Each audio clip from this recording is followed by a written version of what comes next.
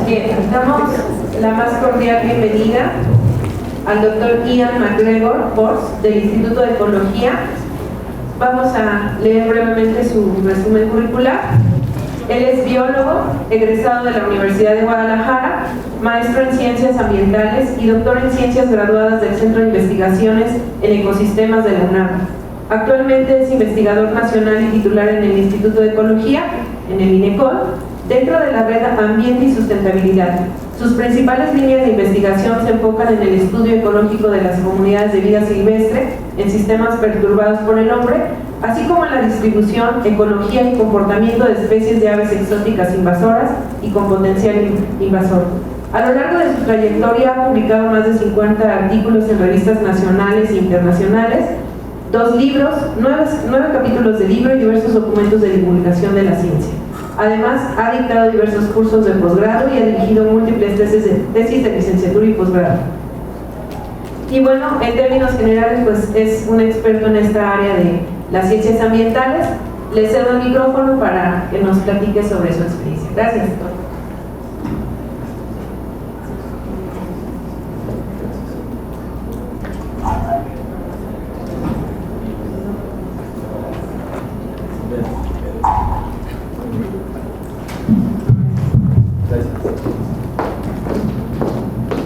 Bueno, buenas tardes a todos. ¿Sí se escucha bien? Bueno, antes que nada quisiera agradecer a los organizadores, sobre todo a Juan, por pensar en mí para venirles a platicar un poquito sobre este tema que ha venido siendo, estando en boga, empezar a hacer ecología en las ciudades. Es una cuestión que no se ha hecho en México, que muy poca gente la está haciendo y que por estar en esta temprana etapa está dispersándose lentamente. Entonces, la plática la tengo planeada para hablar un poco de la urbanización como el proceso, como tal, un poco de ecología urbana, tanto su historia, algunos patrones generales y el futuro de esta área de ecología. ¿Ya me regresé? Ok, entonces antes de entrar en materia, la primera cosa que a mí me surgió cuando empecé a estudiar es, pues, ¿qué significa urbano? ¿No? Porque los diferentes países, por ejemplo, aquí hay un estudio que hizo la ONU en el 2005, donde la mayoría de los países que definían urbano para cuestiones administrativas, tomaban localidades específicas como urbano, o sea, el gobierno decía, esto es urbano, y ya por eso es urbano. Sitios con un número mínimo de edificaciones agregadas, ¿no? Entonces, si hay muchos edificios juntos, independientemente de otras cosas, ya es urbano. Tamaño de población, que por ejemplo es un problema porque la densidad de población no es la misma en todo el planeta. Entonces, en Groenlandia, en Islandia y Noruega, ya con 200 habitantes es urbano, mientras que en Japón y la República de Corea son 50.000. Es una diferencia bastante grande. Entonces, hay países que usan la densidad de población. Sin embargo, la densidad de población también cambia dependiendo de las condiciones sociales, históricas, etc. Entonces, con excepción de algunos países, la mayoría lo hacen en relación con el tamaño de población. Y otra característica es centros con proporciones establecidas de habitantes dedicados a actividades secundarias o terciarias. Esto quiere decir cualquier sitio que no esté haciendo actividades primarias. Si se fijan, pues si usamos todas, hace un poco de sentido, pero generalmente los países usan una o dos. Uno de los países que tiene la mejor definición, desde mi punto de vista, es Chile, que usa varios conceptos para poder definir si algo es urbano o algo no es urbano. Entonces, en la literatura ecológica, pues, han habido estos grandes personajes como Zuckop, que lo ponen como pueblos y ciudades, ¿no? Urbanos, pueblos y ciudades. Han habido algunos casos de tratar de estandarizar esta situación. Entonces, por ejemplo, ponen lo que ellos consideran que es un gradiente de urbanización, que desde mi punto de vista no lo es, y entonces usan algunas características que en general están bastante relacionadas entre sí. Entonces es casi como tomar la misma variable. Hace poco, bueno, entonces el concepto y la forma en la que nosotros percibimos la urbanización es complejo y generalmente se describe con muy pocas variables. ¿Sí me escuchan hasta atrás o no? Sí, es que... ¿No? No, tiene que ser con el micrófono. Ah, tiene que ser con... Es sí. que está haciendo como ruidos. Bueno, entonces yo creo que hay dos formas de enfrentar la situación de cómo definimos si un área es urbana o si no es urbana. Una de las características in situ, de las características que podemos medir en el campo, y otra es de las características que podemos medir a vista de águila, ¿no? Cuestiones más de paisaje.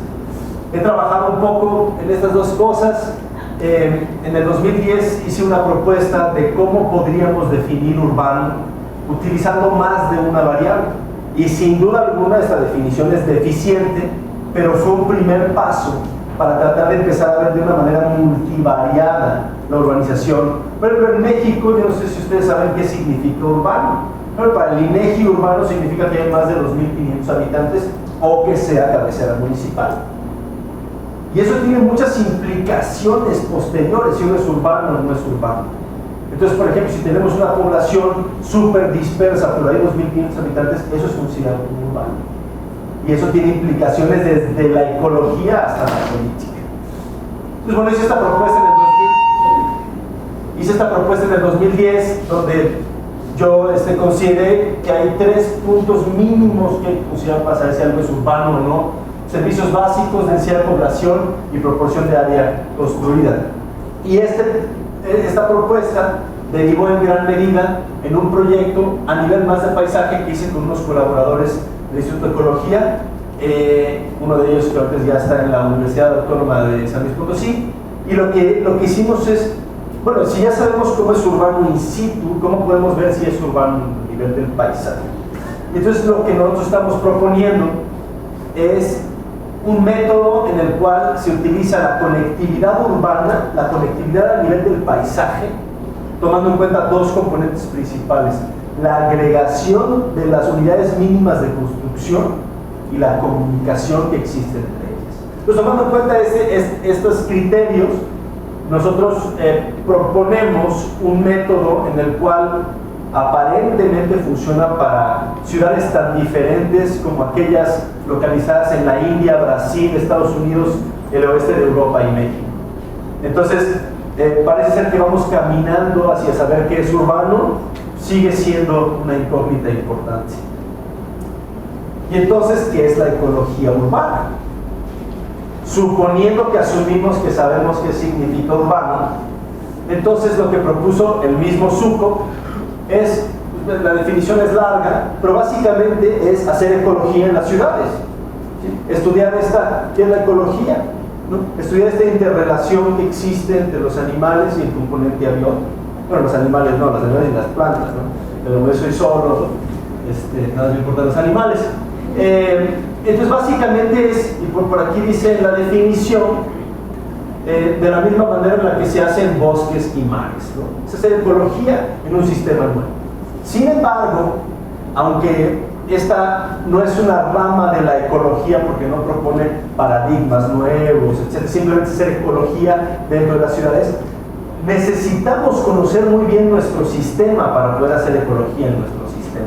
Y esta es la cuestión que está limitando a muchos ecólogos al hacer estudios de ecología urbana en los que no sabemos a veces cómo interpretar nuestros resultados porque no conocemos nuestro sistema desde el punto de vista ecológico.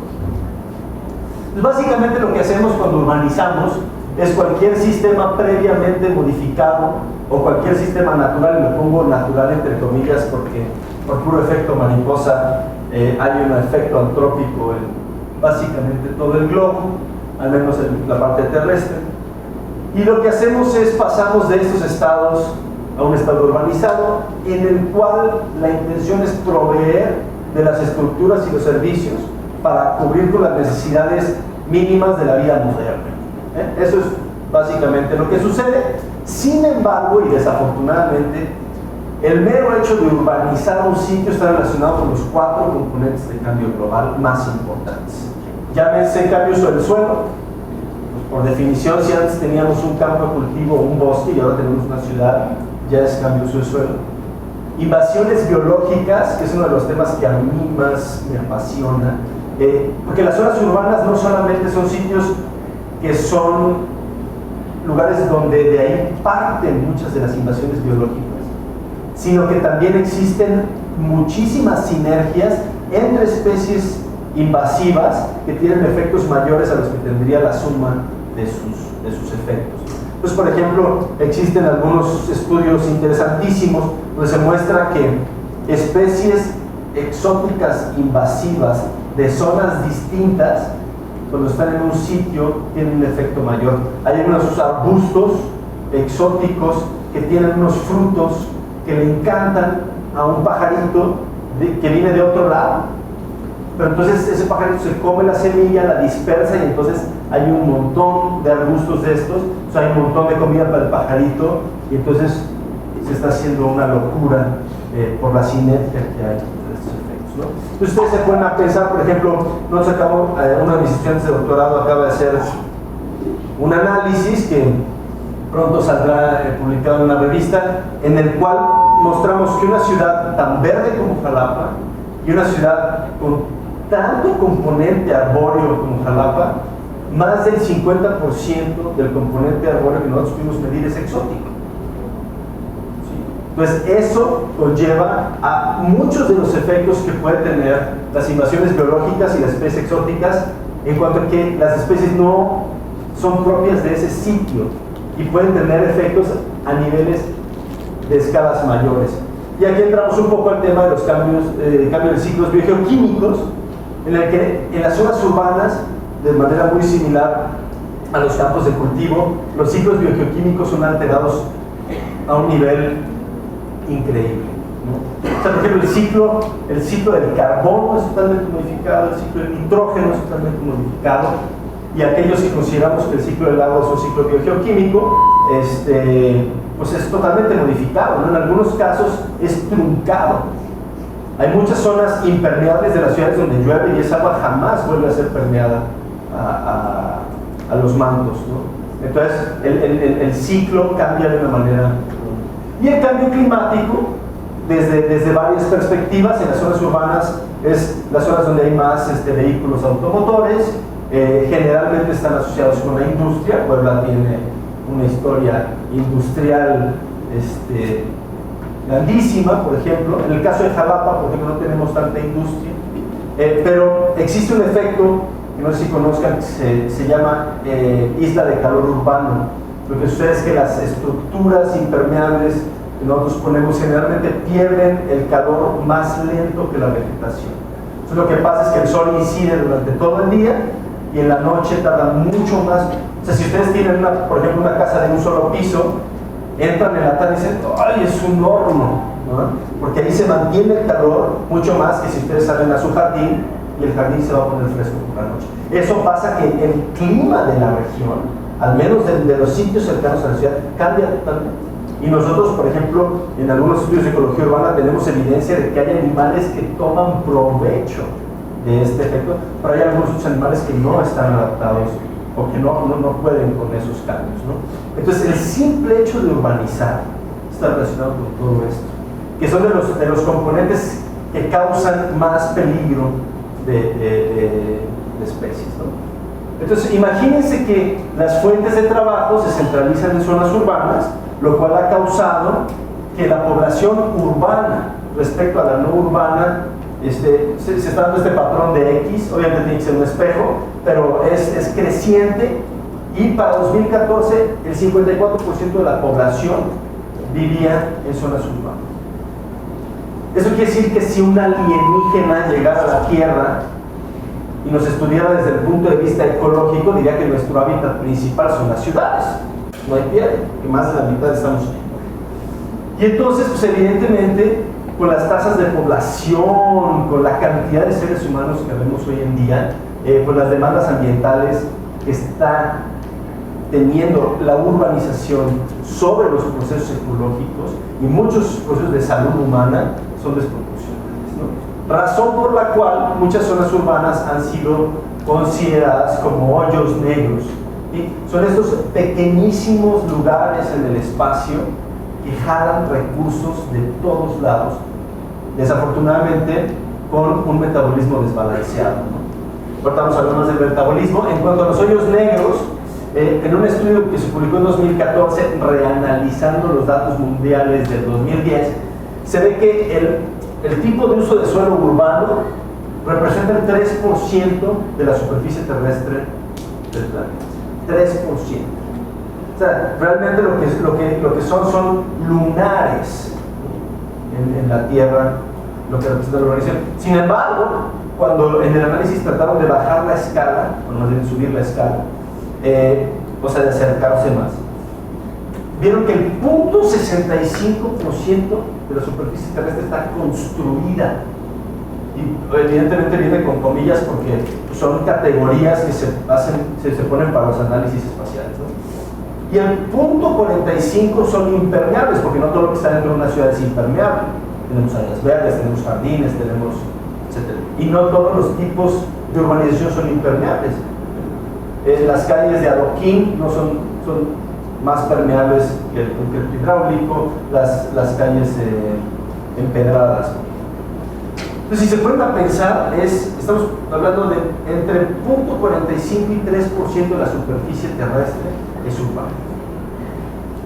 Entonces, hablando de este metabolismo, el que les decía desbalanceado, generalmente lo que entra es energía, alimentos, agua, bienes, sale a forma de emisiones, desechos orgánicos, desechos inorgánicos, aguas negras, grises y otros bienes que se producen generalmente para otras zonas urbanas, que podríamos ponerlo aquí en este apartado cuando damos la vuelta. Entonces, fíjense lo desbalanceado de este metabolismo, en lo que básicamente lo que entra lo hacemos basura. Hoy en día existen muchas ecotecnias y, por ejemplo, en el caso del Infonavit, uno cuando va a pedir un crédito en Infonavit, dice, bueno, sí, pero tienes que tener al menos tantas ecotecnias dependiendo de la cantidad de crédito que vamos a dar. Entonces está impulsando que cada vez la urbanización sea menos, metabólicamente menos mala. Sin embargo, cambiar una ciudad, por ejemplo, como la Ciudad de México, toda la zona conurbada, más de 20 millones de habitantes, o ciudades medianas, como en el caso de Puebla, como Guadalajara, Monterrey, que son medianas en relación con el DF, que son enormes, ¿no? Con una gran cantidad de población, cambiar esos procesos es muy difícil. Entonces, la urbanización sí ha sido identificada como una gran amenaza. Chet y Krausman, en una publicación de estas revistas de altísimo impacto, mostraron que si bien la agricultura y las especies exóticas son de los factores más importantes relacionados con la pérdida de especies, la urbanización es la número 1. Y no es nada más que estemos afectando a las especies en ese 3% del planeta, sino que es en ese 3% y toda su área de influencia. ¿A dónde se van todos los metabolitos secundarios de la ciudad? ¿Sí? Entonces la urbanización hoy en día está considerada como uno de las actividades humanas que ponen en mayor riesgo a la biodiversidad. Sin embargo, en México tenemos un puñado de ecólogos urbanos. En Latinoamérica tenemos un puñito de ecólogos urbanos, ¿sí? Hace poco, ya les mostré al rato, edité un libro en América Latina y pues tratamos de buscar gente por todos lados y encontramos muy pocos especialistas que tuvieran información, más allá de algunos estudios aislados, etcétera, ¿no? Entonces es realmente preocupante, y esta preocupación se puede ver en esta gráfica donde está el número de publicaciones para pajaritos. Yo soy pajarero 100%, contra el año, ¿no? Entonces puede ver que como por ahí de los 40 empezaron a haber algunos intereses de que algo estaba pasando en las ciudades desde el punto de vista ecológico. Sin embargo, hubo un silencio grandísimo. Y esto estamos hablando que las aves es el grupo más estudiado en zonas urbanas del mundo. Ya empiezan a haber otros grupos que se empiezan a estudiar más, pero las aves siempre han sido el primer grupo que se ha trabajado en ciudades. Y fíjense cómo a partir de los 90 hay un incremento que es impresionante, ¿sí? El cual responde a dos factores. Uno, la preocupación ante esta situación ambiental que generan las zonas urbanas, y otro por la oportunidad que se dio que existen áreas que no sabemos qué está pasando. No tenemos la menor idea de cuáles son las fuerzas que están llevando los patrones ecológicos que nosotros podemos observar. Entonces, por allá de los 20 los sociólogos acuñaron el término, pero ya por ahí de los 70 los ecólogos nos reapropiamos el término ecología urbana, y fue básicamente, aquí se ve este pulso, ¿no?, de publicaciones que fue de personas del norte de Norteamérica y de Europa occidental, básicamente donde se formó esta ecología urbana moderna con un perfil más ecológico. Y bueno, esta es una de mis frases favoritas de toda la literatura de ecología urbana, que dice que los nuevos hábitats están abiertos a la invasión y colonización de cualquier ave, y aquí evidentemente ave puede ser cambiado por cualquier organismo, que pueda llegar a ellos, utilizar su peculiar abanico de recursos y sobrevivir a sus amenazas, ¿no? Es como llegas a este sitio nuevo, donde está totalmente abierto a que tú lo explotes, pero tiene amenazas interesantes y tiene un conjunto de recursos que es muy peculiar. Tener 50% de las plantas exóticas hace que esto sea totalmente diferente a mucho del paisaje que rodea a una ciudad, con excepción de los monocultivos. Entonces, bueno, algunos ecólogos han buscado generalizar la respuesta de la vida silvestre a la urbanización, porque si la comprendemos, entonces podemos manejar las zonas urbanas para poder hacer zonas urbanas menos poco amigables con el ambiente. Y entonces, bueno, Blair en el 96 hizo un intento inicial, pero Fisher y colaboradores el año pasado publicaron un artículo que me parece fenomenal, en el cual resumen las 3 respuestas principales de la vida silvestre a la urbanización. Esta es la ciudad de Jalapa, ¿no?, y ya está cortadita, bonita, está el cerro de Macuiltepetl. Y básicamente lo que dice Fisher tal es que hay 3 tipos de respuesta. Uno, son las especies evasoras de zonas urbanas. Es decir, son especies que no toleran habitar en zonas donde hay urbanización. Sin embargo, uno de los puntitos en las IES que pusieron Fisher y colaboradores en respecto con lo que propuso Blair es que esta evasión a la urbanización también puede ocurrir dentro de la ciudad.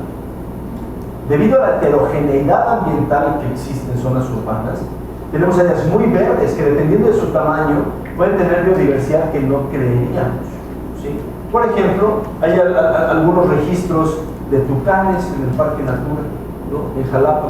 Uno puede estar en un parque intraurbano, ¿no?, bueno, un parque intraurbano, una parte periurbana, y uno puede toparse con ese tipo de biodiversidad. Luego existen las especies que utilizan las zonas urbanas. ¿Qué quiere decir esto?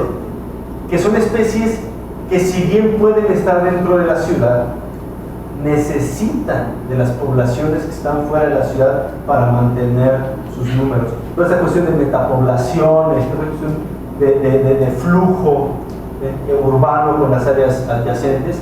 Entonces, generalmente pasa que si la población no urbana disminuye, la población urbana se ve totalmente comprometida. Y existen las especies residentes, que independientemente de lo que haya afuera, ellas pueden estar en la ciudad.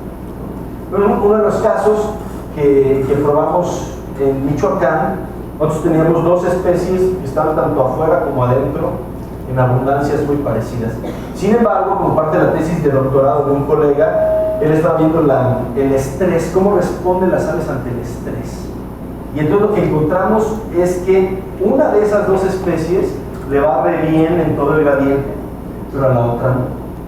Entonces, aunque tienen abundancias constantes en el gradiente de urbanización, una es una especie que utiliza las zonas urbanas, porque al estar estresada e inmunosuprimida, esa especie pues le está yendo mal de salud. No le está yendo tan bien como a la otra, que tiene sus niveles de estrés y de salud en el mismo nivel. Entonces, no todo lo que brilla es oro, no porque veamos muchos individuos de una especie en una zona urbana, quiere decir que les está yendo bien fisiológicamente, ¿vale? Entonces hay algunas especies que vemos mucho, pero que solo son utilizadoras, y algunas que vemos mucho y sí son residentes, ¿no? Muchas de las especies exóticas invasivas, como creo que no, eso todavía falta para al ratito les cuento de las exóticas invasivas. Vamos a ir mejor a los patrones generales. En general se ha visto que mientras más urbanizado está un sitio, la riqueza de especies de cualquier grupo, con algunas excepciones como por ejemplo las hormigas, generalmente la riqueza baja. Pero a veces sucede, como en el estudio que encontró Chris Lepchek, en el cual encontraron que hay una especie de curva similar a la que se encuentra con la teoría del disturbio intermedio. Quiere decir esto, que zonas medianamente urbanizadas tienen las especies que están en sitios fregadísimos, y en sitios verdes. Entonces las zonas intermedias tienen toda esa riqueza conjunta. Esto sucede generalmente en sitios que tienen una urbanización no tan intensa. Lo que hemos encontrado en América Latina, ustedes pueden ver que el borde de la ciudad acaba aquí y lo que sigue es campo, generalmente encontramos esta relación negativa. En cuanto a la abundancia, es lo contrario, va para arriba. Mientras más urbanizado está, encontramos más pajaritos, encontramos más hormigas. ¿Por qué? Porque si hay menos especies hay más individuos. Y eso es debido a las especies exóticas, a la heterogeneidad ambiental. Ustedes se ponen a pensar, mucha gente dice, es que las zonas urbanas son muy homogéneas, porque todas se parecen entre sí. Y eso es cierto. Si yo los echo en el centro de cualquier ciudad mexicana colonial, van a decir, ¿dónde estoy? ¿No? ¿Quién sabe? Pero lo que es un hecho es que si lo vemos desde el punto de vista del paisaje, las zonas urbanas son súper heterogéneas, ¿sí? Dependiendo del nivel socioeconómico, la ubicación, la historia, la manera en la que se urbanizó, la topografía, las ciudades son súper heterogéneas. Tenemos, por ejemplo, aquí, ahorita antes de llegar estaba viendo el Google Maps, entonces están unas alberquitas, ¿no? Aquí enfrente, ¿no? Y de acá tienen como un laguito, y está el campo de fútbol, la Boa completa es un área ciertamente más verde que muchas áreas residenciales. Entonces esas áreas residenciales son sitios muy compactos y luego vienen vialidades y luego viene un cementerio y luego vienen, son zonas muy heterogéneas, que eso hace que los patrones de diversidad quizás no sean tan intuitivos como lo esperaríamos. El nivel de disturbio, por eso tenemos zonas urbanas donde tenemos un montón de biodiversidad y zonas urbanas donde no, por la heterogeneidad ambiental, el nivel de disturbio. Y la otra es la escala. Cuando sacamos el zoom, por ejemplo, en el caso de Jalapa tenemos una lista de 330 y pico especies, que en una ciudad de 60 kilómetros cuadrados tenemos el 30% de la bifauna nacional. Entonces, cuando sacamos la escala, no necesariamente son sitios que están tan desprovistos de biodiversidad. Jalapa es una ciudad muy especial y es un laboratorio de ecología urbana, pero es un ejemplo que sirve clarísimo para este tipo de comparaciones. Y bueno, una de las cosas que yo creo que tanto a Blair como a Fisher y a sus colaboradores se les peló es que además de que hay especies residentes, hay especies que son residentes explotadoras de ambientes urbanos. Que esta es una mezcla entre lo que propuso Blair y lo que proponen Fisher y colaboradores, que son estas especies de amplia distribución, de dieta generalista, sociales, intrépidas, que los tenemos en todas las zonas urbanas, en números enormes. El gorrioncito que le dicen gorrión inglés, que ya está en duda si realmente es inglés. Tenemos a la paloma de campanario, tenemos algunas especies, ¿no? En el caso de las aves, por ejemplo, que no es que solamente puedan estar adentro de la ciudad independientemente de las poblaciones de afuera, ¿sí? Sino que estando adentro tienen explosiones demográficas. Y eso, desde mi punto de vista, las convierte en residentes explotadoras. Y un estudio que hice en la maestría, por ejemplo, con este gorrioncito que todo el mundo dice, ¡ay, qué bonito! Y le dan de comer y todo. Hemos visto que puede tener efectos detrimentales en la riqueza de especies. Por ejemplo, aquí mostramos un sitio urbano que se está urbanizando, pero que todavía no llega el gorrión, y un sitio donde se está urbanizando y ya llegó el gorrión. Y podemos ver que solamente con la presencia o ausencia del gorrión tenemos una pérdida en promedio del 33% de la diversidad. Tenemos otros estudios que no hemos publicado por falta de tiempo, pero tenemos evidencia de que hay competencia entre el gorrión y los gorriones nativos, por ejemplo, y los excluye. Entonces, al tener números enormes, aquí en Puebla tiene números enormes de este bicho, ¿no? Sabemos que el bicho está desplazando especies nativas. Entonces, aquí hay algunos ejemplos de estos bichos. La cotorra argentina, que es una especie a la que yo le tengo pavor, es una especie que está invadiendo el país poco a poco. En 2011, con un grupo de colegas, publicamos una nota de que había que tener cuidado con esta especie. Tenemos algunas poquitas localidades. Ahorita está en números importantes en muchos lugares, algunos lugares como Oaxaca y el DF, donde ya sabemos que hay un montón de nidos, que se está reproduciendo y que le está yendo súper bien. Entonces no sabemos qué pueda pasar con esta especie, pero los efectos que ha tenido en Estados Unidos y en Europa no son nada agradables, ¿no? Entonces hay que tener mucho cuidado. Esta especie que decimos, es la paloma de campana y no pasa nada, es una especie que transmite un montón de enfermedades y la tenemos en el patio, ¿no? Y hay otros bichos que son mucho más perjudiciales a nivel ecológico, como el estornino pinto, que está preciosísimo, pero pues es muy negativo para cuestiones ecológicas. Por ejemplo, tengo un proyecto ahorita que estamos estudiando al gorrioncito, al Passer domesticus, y estamos haciendo trabajos en Los Ángeles, California, y no tenemos evidencia empírica como tal, pero llega a ser evidente que el estornino desplaza al gorrión. Y el estornino está subiendo sus números en el país de manera acelerada aquí en México. Entonces imagínense si nosotros registramos un efecto detrimental con un gorrioncito de este tamaño que parece totalmente inofensivo. Yo no quiero saber qué puede pasar con especies de mucho mayor tamaño que son mucho más agresivas. No estoy diciendo que va a haber un colapso ambiental en zonas urbanas, sino que estos son los elementos que tenemos que empezar a considerar si es que queremos manejar las ciudades para que sean menos detrimentales ecológicamente y que le regresen al ser humano en el lugar donde vive un poquito más de calidad ambiental. Hay algunos otros patrones generales, como la famosa homogeneización taxonómica, que básicamente lo que se ha visto es que las biotas de las zonas urbanas se parecen mucho entre sí. Entonces esta idea ha ido cambiando en el tiempo. Al principio se hablaba como el incremento de la similitud taxonómica o de cualquier otro tipo, o se hace una baja temporal de la diversidad beta. O sea, este sitio se parece más a este sitio y son sitios independientes. O sea, lo que dice la homogeneización taxonómica es que la bifauna de Puebla y la de México se parece más que la de Puebla a la de los bosques nativos de Puebla, ¿no? Sin embargo, en general se había visto como una especie de reemplazo de especies nativas por especies exóticas, lo cual no necesariamente es cierto, no necesariamente tiene que ser entre exóticas y nativas. Entonces hay algunos estudios como del grandísimo Michael McKinney, en el cual dicen que la urbanización es una causa principal de homogeneización biótica. Sin embargo, bueno, esto me lo voy a saltar. Entonces, lo que decía la literatura en general hasta hace unos pocos años es que la urbanización homogeneiza el entorno. O sea, las ciudades se parecen más entre sí que los hábitats naturales que están, o los hábitats no tan naturales que están en el entorno.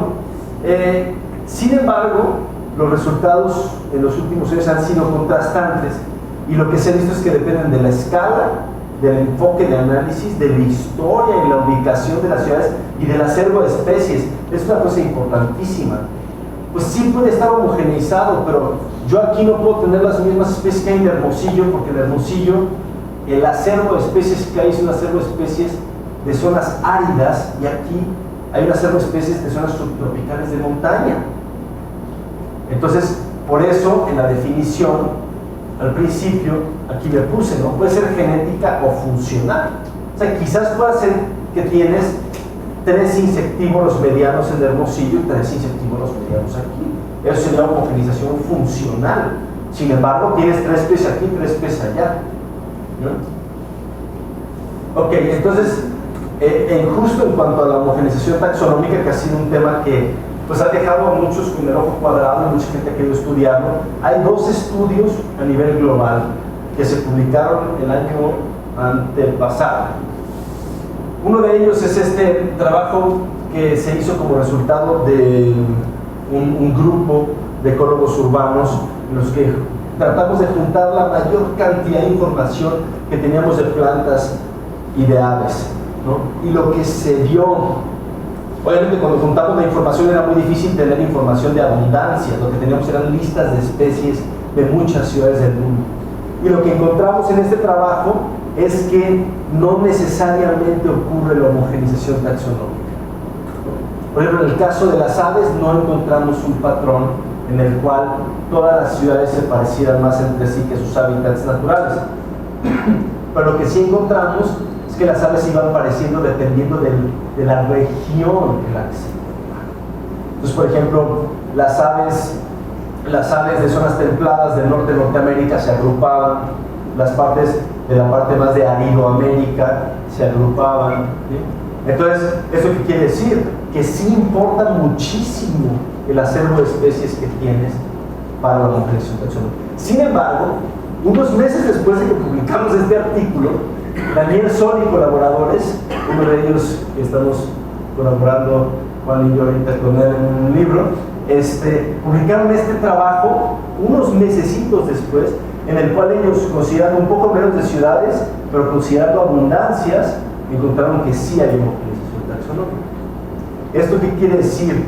Esas poquitas especies, como el gorrión, la paloma, eso, cuando uno ve a nivel de abundancias, pues sí, hay gorrión y paloma por todos lados. Y como hay muchísimas, pues jalan todos los análisis, y entonces hay una especie de parentesco mucho mayor entre Hermosillo y Puebla, que Hermosillo con el desierto y Puebla con sus bosques subtropicales de montaña. Entonces, fíjense lo interesante que es que hace 2 años grupos de investigación completos juntando información de todo el mundo empezamos a llegar a patrones globales que nos empiezan a dar un poco de luz de cómo entender la ecología en zonas urbanas.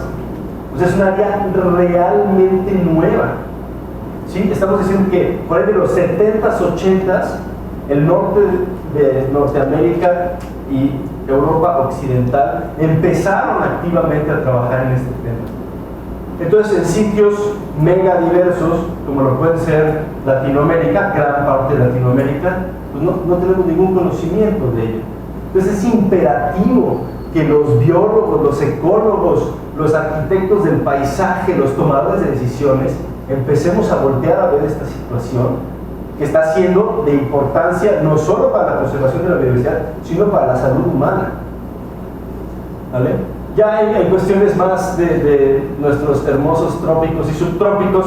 Pues fíjense, es una publicación que hice con Rubén Ortega hace algunos años, 5 años, y fíjense, en los subtrópicos, incluyendo las ciudades de Australia que están en el subtrópico, las ciudades argentinas que están en el subtrópico, vean el número de estudios publicados que existían desde 1940 al 2008. O sea, ¿qué conocimiento creen que tenemos de la biodiversidad urbana? De una zona mega diversa, donde se están haciendo esfuerzos de conservación importantísimos.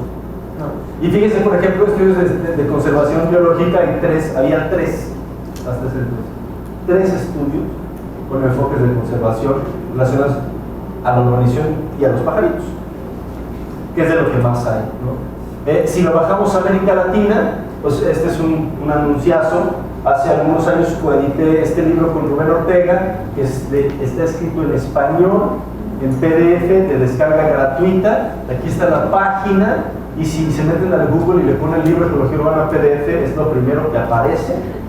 Y básicamente lo que intentamos en este libro fue recopilar todos los estudios que existen para al menos los países que pudimos encontrar gente que estaba interesada en el tema.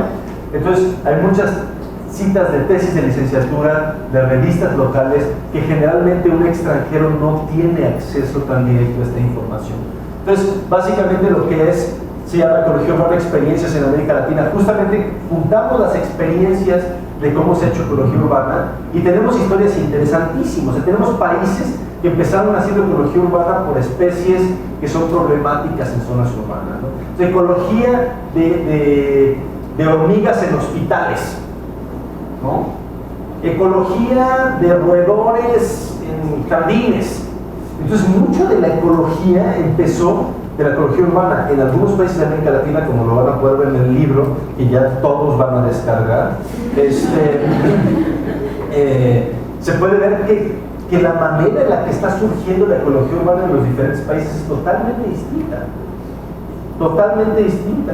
Por ejemplo, en México tenemos un patrón en el cual la mayoría de los estudios de ecología urbana son de la Ciudad de México.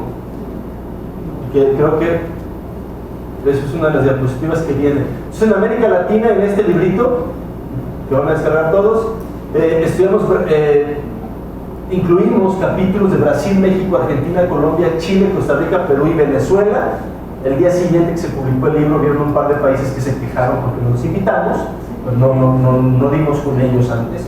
Y básicamente lo que vimos, y la conclusión general del libro, es que existe falta de conocimiento de la biodiversidad en zonas urbanas, evidentemente. O sea, hay muchos estudios sesgados de ecología urbana en la ciudad. Ahorita les voy a explicar la diferencia que hay entre los estudios urbanos en la ciudad y estudios de la ciudad. Que existe información relevante, pero solo sobre algunos grupos focales. Hay información de plantas, de pajaritos, de maripositas y de hormiguitas, ¿no? Siendo los pajaritos para lo que más hay estudios. Falta de representación geográfica, no solamente en América Latina, sino dentro de los países. Yo ahorita les voy a presentar un mapa de México, y cómo están las cuestiones de México. Y escasez de esfuerzos multi, inter y transdisciplinarios, ¿no? Yo, por ejemplo, ahorita en mi laboratorio hay una estudiante postdoctoral que es arquitecto. Ella hizo su doctorado en cuestiones de daños ecológicos en zonas urbanas desde el punto de vista arquitectónico. Estamos tratando, tratando de empezar a hacer lazos con otras disciplinas. Sin embargo, es dificilísimo, ¿no? Es dificilísimo que nosotros con nuestra formación podamos ver lo que las otras personas piensan con su formación y que podamos utilizar toda la información que existe de las tantas disciplinas que nos se puedan juntar para que podamos hacer multi, inter y en el mejor de los casos transdisciplina, ¿no? Entonces este es el mapa de nuestra bella república y los sitios para los que existen más publicaciones y donde existen grupos de investigación enfocados a la ecología urbana están aquí. Eje geovolcánico transversal o cualquier variante que quieran llamarle, eje transmexicano neovolcánico, lo que sea, ¿no? Jalapa, Hidalgo, DF, Querétaro y Morelia. Hay algunos estudios en Puebla, hay algunos estudios en el sur, hay poquitos estudios en algunos lugares áridos del norte, pero realmente son estudios aislados, no hay un seguimiento, no hay un grupo de investigación que esté tratando de arrancarle las verdades a la ciudad para poder manejarlas, ¿no? Entonces, pues hacia dónde tenemos que ir.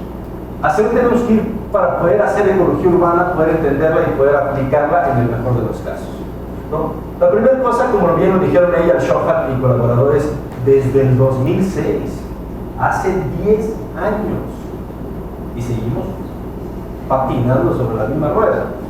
Ir de patrones a procesos. Ya sabemos que el patrón de la biodiversidad es ese, pero ¿por qué? ¿Cuál es el proceso mecanístico que está detrás de ese patrón? ¿Qué es lo que está haciendo que eso pase? Si en muchos lugares de los trópicos ni siquiera sabemos cuál es el patrón, pues ¿cómo podemos llegar al proceso? ir de estudios de diversidad a estudios de comportamiento, morfología, genética, poblaciones, ¿no? Siempre hablamos de diversidad de esto, diversidad de aquello. Sí, ok, chido. Pero ¿qué es lo que está haciendo que esa diversidad sea tal? No, pues que este bicho es muy abundante. Pues vamos a estudiar este bicho. Y entonces se va uno adentrando.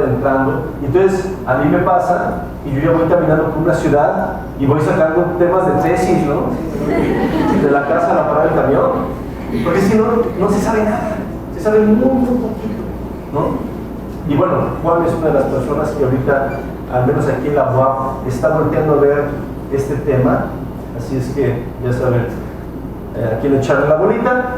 Y el tercer punto es considerar temáticas importantes que muy poca gente ha revisado, como cuestiones de calor urbano, la isla de calor urbana, disponibilidad de recursos. Hay un estudio de Eyal Shohat, de este mismo compadre, que se le ocurrió una idea que a mí me parece fascinante. Que él dice, que las especies en los hábitats no urbanos viven como si tuvieran tarjetas de débito, ¿sí? O sea, tienen una lana, que son sus recursos, pero eso es finito, y si se te acaba, se te acabó, y tienes que ver cómo le haces, como los colibríes, ¿no? Que van persiguiendo la floración. Ellos viven con una tarjeta de débito, pero las especies en zonas urbanas viven con tarjeta de crédito, porque hay tantos recursos que pues, tú puedes gastar y nunca tienes que estar preocupado que se te vaya a acabar el saldo. Y eso es básicamente lo que pasa. En las ciudades hay tantos recursos en formas distintas, como decía Emre. Hay un conjunto de recursos muy peculiar, pero muy abundante. Ustedes pónganse a pensar, o nada más volteen, ¿qué están comiendo los pajaritos? O sea, porque uno de repente está en un lugar así con 0 árboles y ves 3, 4 especies de pajaritos. ¿Qué hacen aquí? Bueno, el que no se está comiendo los chetos está comiéndose las arañas que están en las construcciones, ¿no? Y está el halcón que se come a todos esos que están ahí bobeando, y están los que están en el comedero. Entonces uno, entonces son bien manejables las ciudades, ¿no? Nosotros podemos, si tenemos la intención, podemos cambiar los patrones, pero no tenemos que ver por qué son los patrones. ¿Por qué no hay ninguna ave aquí? Pero si lo comparo con los sitios donde sí hay aves, o donde sí hay ranas, por ejemplo, tenemos ahorita un estudio que va a salir de ranas en Jalapa, que salimos sorprendidos. Cuando dijimos, pues que no va a haber nada aquí, nada, no hay nada, no hay. Y de repente llegaban a muestrear y empezaron a oír cantos de ranas en el centro de Jalapa. Entonces, a veces no hemos abierto los ojos los biólogos y los ecólogos en zonas urbanas.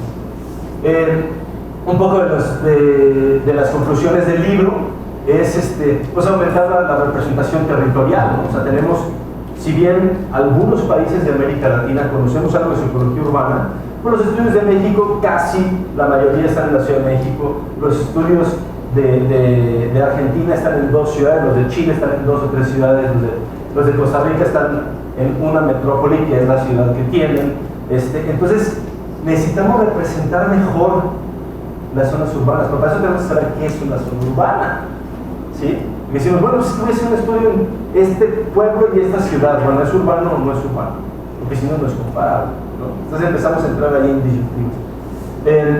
Enfoque en asentamientos humanos que representan la naturaleza en su diversidad, ¿no? O sea, que sea un asentamiento humano no necesariamente lo hace urbano, pero nos hace poder comprender la naturaleza de ese sitio que no está urbanizado, pero donde hay humanos, y nos puede dar información para poder aplicarlo en ciudades más grandes, ¿no? Ahorita mucha gente se está yendo a los pueblos para ver, bueno, si aquí hay más diversidad.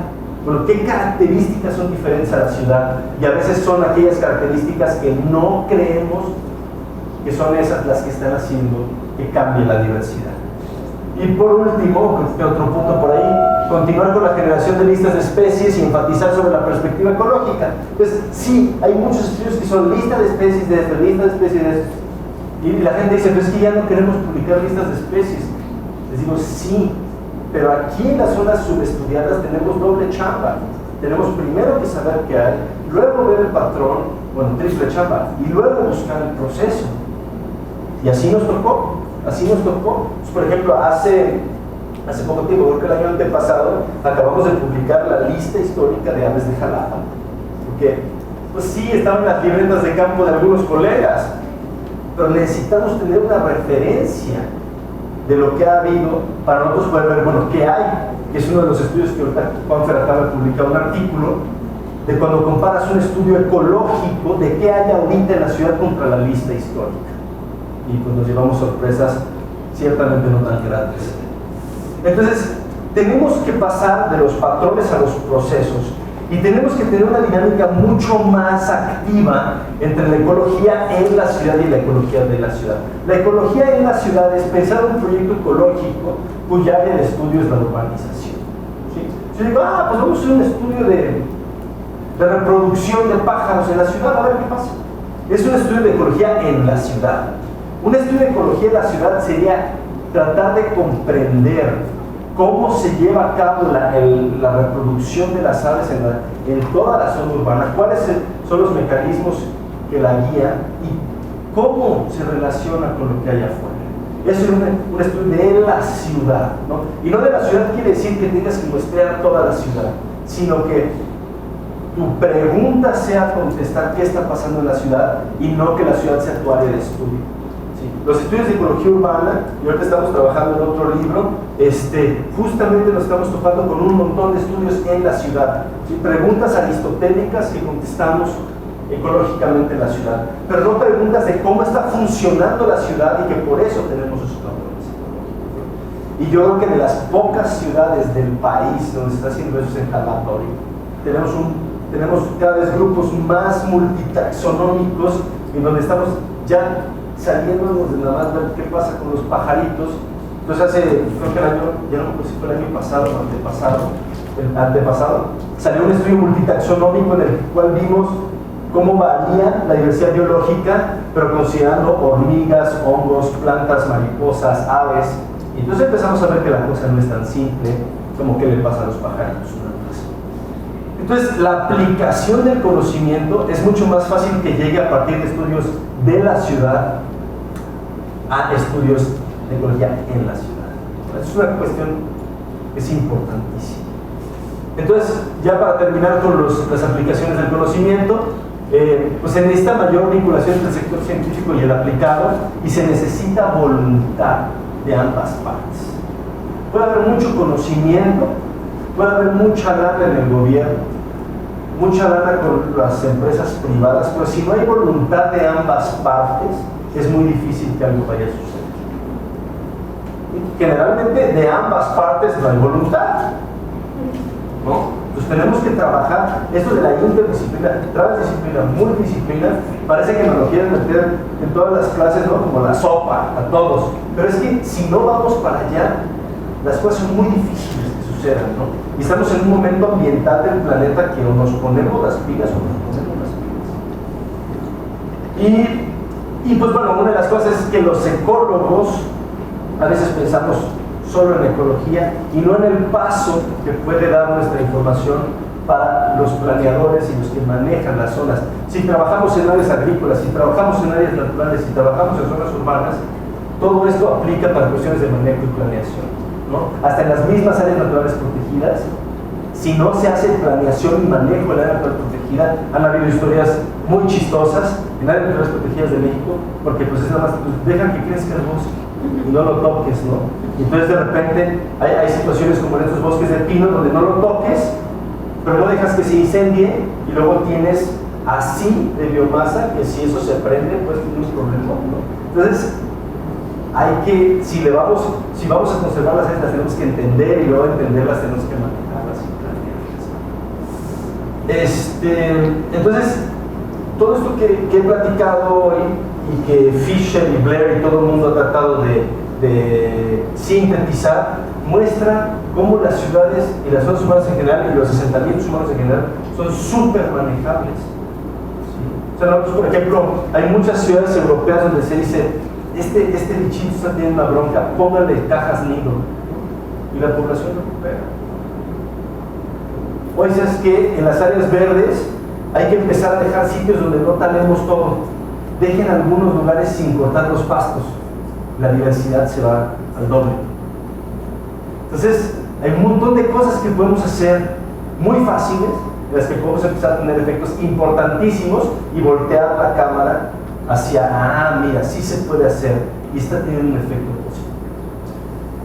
Entonces, ya para terminar la plática, quisiera leerles esta frase que me costó mucho trabajo escribir hace algún tiempo. Dice que no queda duda que mientras más conozcamos y comprendamos la historia y los patrones y procesos físicos y biológicos, así como los componentes sociales y culturales de las zonas urbanas y su áreas de influencia directa, estaremos más cerca de situar un balance entre nuestra forma de vivienda y los efectos ecológicos que ocasiona, siguiendo así un esquema de ecología de la reconciliación. Gracias.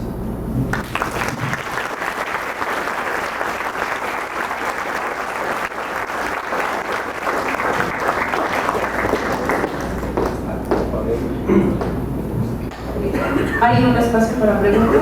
¿Alguien tiene preguntas? Más bien quedan espantados.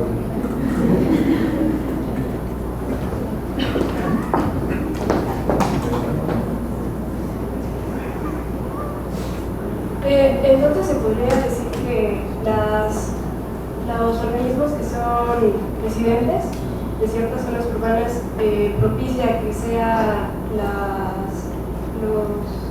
los organismos más homogéneos.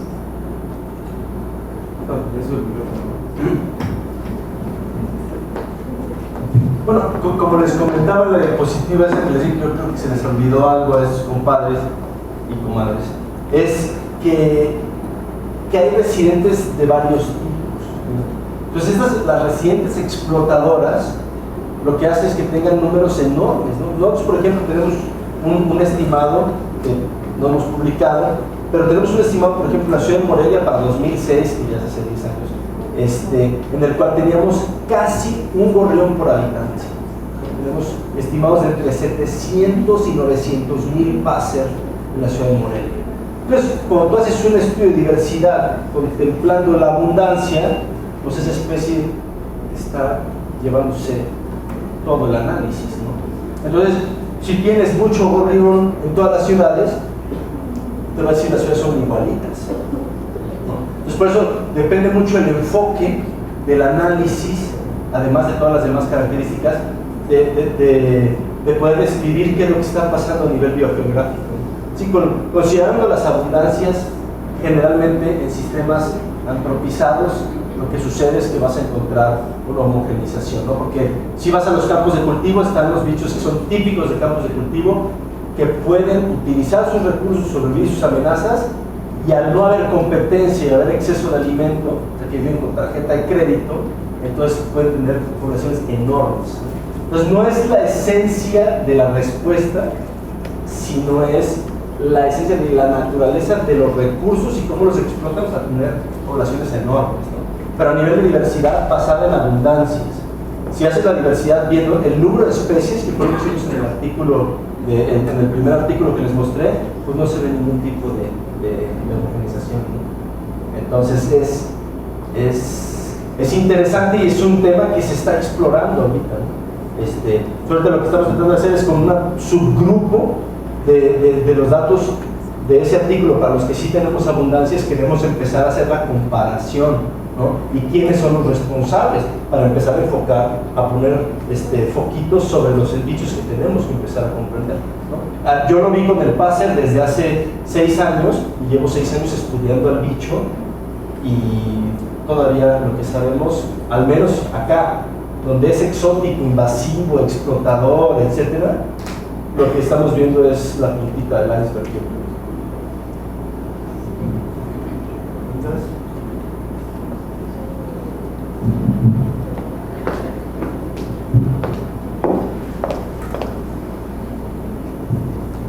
Bien,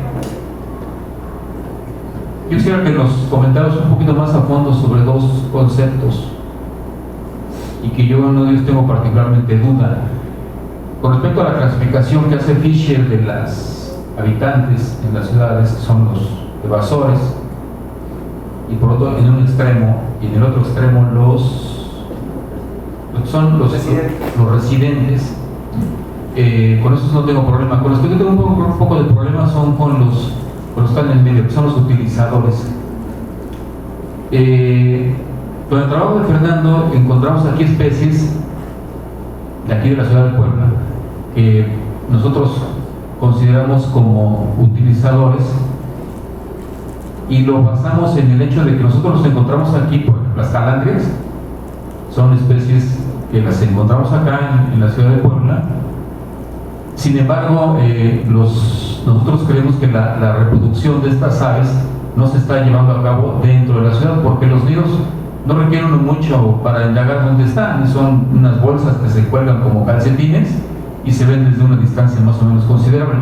No sé si estos tipos estas especies que tienen estos patrones caen dentro de los utilizadores o no, porque tú decías hace un momento que son especies que utilizan los dos ambientes, o están en el campo, pero de alguna forma también están en las ciudades. Entonces, más bien los utilizadores son los que cumplen su ciclo biológico en un lugar, en las zonas rurales de los alrededores de la ciudad, y otra parte, que son básicamente los recursos, son los que obtienen de las ciudades.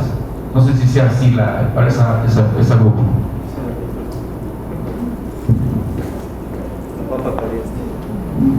Bueno, por definición, las calandrias o bolseros, como tú dijiste, serían utilizadoras, por definición. Porque si tú quitas la población reproductiva de fuera, difícilmente vas a encontrar un nido de calandria en una zona urbana. Y a mí me ha tocado veces contadas, ¿no? Pero las ciudades están llenas de calandrias. ¿Por qué? Nosotros en las zonas urbanas, una importante proporción de las plantas ornamentales que tenemos tienen frutos y tienen mucho néctar. Entonces, por ejemplo, no sé si aquí en Puebla suceda, pero en la gran mayoría de las ciudades de México hay una planta australiana que se llama Grevillea robusta, que es, pues en general no es muy bonita, pero cuando florece son unas estructuras como naranjas que tienen una cantidad de néctar impresionante. Entonces, por ejemplo, en la época migratoria se llena se llena de calandrias, y ese recurso no está afuera. Y bueno, también existe el caso que muchas de las calandrias que tenemos en México son residentes de invierno. Entonces, nunca va a ser resolvido porque se reproducen en otras latitudes, ¿no? Pues depende de qué especie de calandria estemos hablando. Pero en general yo las calandrias las considero como utilizadoras, porque si solamente consideran la zona urbana, no pueden mantener sus poblaciones. Eso los convierte en utilizados. O sea, sí utilizo como parte de mi ciclo o de mi estrategia metapoblacional, lo que quieras, utilizan la ciudad. Pero si tú quitas lo de alrededor, ellos no pueden mantener sus poblaciones. Existen casos, por ejemplo, como el del rascador que está aquí afuera por todos lados, el Melosone fusca, ¿no? El pípilo de antes, el pípilo fuscus, el cual, por ejemplo, en Morelia vimos que está por todos lados, pero fisiológicamente no está tan bien. Entonces, dependiendo, aunque sus abundancias, que mucho de esto de los explotadores adaptables y evasores que propuso Blair, se basaba mucho en las abundancias de las especies, pero la abundancia no necesariamente te responde si tienes una población estable en la zona urbana, ¿sí? Entonces, por ejemplo, en el caso de Morelia sabemos que al pípilo no le va tan bien dentro de la zona urbana, pero a la columbina inca le va fenomenal. Entonces, aunque tienes columbinas incas afuera de la ciudad y adentro de la ciudad, si tú quitas las de afuera, lo más probable es que las de adentro no tengan bronca y puedan tener poblaciones estables. Entonces, eso le haría una residencia. Perdón por abusar un poco, pero estos dos especies, el pípilo y la columbina inca, que es la tórtola, o el cocuite, que es el Toxosoma columbiferosa, son especies que están en los dos ambientes. En los dos ambientes cumplen su ciclo, en los dos ambientes se reproducen, tienen nidos en los dos lados, etcétera, etcétera. Ahí posiblemente los individuos de un lugar no se... Bueno, a lo mejor no lo sé, pero yo supongo que los que viven en las ciudades les gusta la ciudad, pero de la misma especie no van esos pájaros no van al campo y viceversa. No sé si esté ocurriendo eso y eso. Depende de la especie. Depende de la especie y hay muy pocos estudios. Hay muy pocos estudios, al menos aquí en Latinoamérica hay muy pocos estudios. Hay algunas cosas muy interesantes en España, por ejemplo. Hay unas cosas interesantes en Estados Unidos. Pero lo que sí sabemos es que, por ejemplo, en el caso del, vamos a decirlo, el pípilo, ¿no? Si tú te puedes estar reproduciendo en la zona urbana, sin duda, pero no sabemos cuál es tu éxito reproductivo. Tú puedes estar poniendo nidos todos los años y no tener progenie. Y que no sean exitosos tus nidos. Entonces, ¿qué es lo que sucede? Generalmente lo que sucede en las metapoblaciones es que hay muchos individuos en las zonas naturales o en las zonas donde les va bien y muchos de los juveniles nuevos migran a zonas más perturbadas, entre ellas las zonas urbanas. Entonces llegan aquí, no son los mejores individuos de su población, por algo los echaron del hábitat bueno, llegan aquí, medio que les va bien, medio que se reproducen, y entonces sigue habiendo intercambio de afuera hacia adentro, y por eso uno ve las poblaciones, ve las abundancias similares. Sin embargo, no a todos les va igual. ¿Me explico? Ahora, por ejemplo, en el caso del gorrión, del pase, sí sabemos que si bien no se va lejos, sí puede invadir áreas de cultivo periurbanas, por ejemplo. Entonces esto sería como al revés, ¿no? Allá afuera no les va tan bien, que es el patrón contrario donde es nativo. Donde es nativo les va mejor en el campo, a veces que en las ciudades. Ahorita hay declines de población en muchas ciudades europeas del gorrión, pero afuera en sus campos de cultivo no está tan mal. Aquí donde es exótico invasivo es al revés el patrón.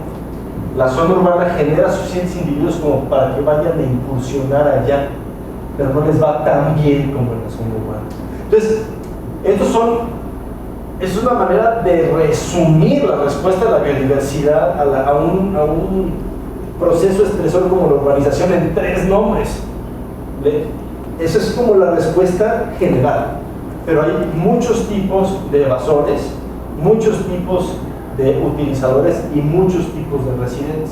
Yo lo que creo es que los que son más evidentes y conspicuos son los utilizadores explotadores, porque son los que están llevando muchos de los procesos que explican los patrones de diversidad, están en esas especies que están teniendo explosiones demográficas dentro de la ciudad. Y dentro de la ciudad aún, por ejemplo en PASE hicimos un estudio donde tenemos diferentes tipos de uso de suelo y en todos les va muy bien con excepción de las áreas industriales. Sin embargo, sus densidades son parejas. No tienes mucho gorrión en todo Morelia, pero a los de las zonas industriales fisiológica les está yendo de la patada fisiológicamente. Entonces lo que pasa es que seguramente los individuos de las zonas industriales no les va tan bien, pero con la producción de gorriones de toda la ciudad puedes mantener la abundancia homogénea. Entonces es una manera muy simplista, ¿no?, de abstraer la respuesta, pero realmente es muy compleja, ¿no? Entonces cada cajoncito, casi cada especie tiene su cajoncito, pero por definición podemos clavar a todas las especies en uno de esos 3 sitios. Ahora, lo que es interesante es que quizás el pípilo de Puebla y el de Morelia no respondan igual a la urbanización. Eso sí es un hecho. Entonces no podemos generalizar y decir a todos los pípilos de México les va mal en las zonas urbanas, no lo podemos decir. Igual que no podemos decir que a todas las columbinas les va bien. Sabemos que las de allá no lo sí. ¿Alguien más?